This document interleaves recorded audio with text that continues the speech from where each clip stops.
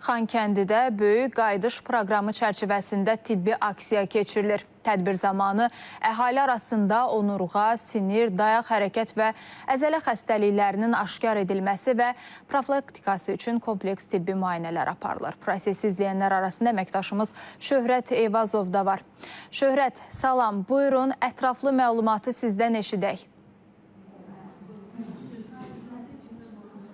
Salam, hər vaxtınız xeyir. Bəli, biz Xankəndində Gigiyena və Epidemiologiya mərkəzindəyik və burada növbəti tibbi aksiya haqqında, səyyari tibbi aksiya haqqında sizə məlumat vermək istəyirik. Aksiyanı Səhiyyə Nazirliyinin Elmi Tədqiqat Bərpa İnstitutu əməkdaşları həyata keçiririk. Xatırladım ki, biz ötən ilin sonlarında bu institutun əməkdaşlarının Talış kəndindən də analoji bir aksiya keçirməsi haqqında məlumat vermişdik və gördüyünüz kimi artıq müayinələr başlayıb. Artıq aldığımız məlumata görə 50-yə yaxın vətəndaş, belə deyək, burada yaşayanlar, işləyənlər müraciət ediblər. Ən çox əsasən demək ki, müalicələr, əsas müayinələr nevroloji, dermatoloji və demək bir sıra digər bərpaya ehtiyacı olan xəstəliklərlə bağlı aparılır. Müəyyən belə deyək, vasitələrlə, həm elektron vasitələrlə, müasir vasitələrlə onların vəziyyəti yoxlanılır. Zəruri hallarda göndərişlər verilir ki, Bakı və digər mərkəzlərdə olan müəssisələrdə, tibbi müəssisələrdə müalicə alsınlar. Eyni zamanda bildirmək istəyirəm ki, aksiya çərçivəsində buradakı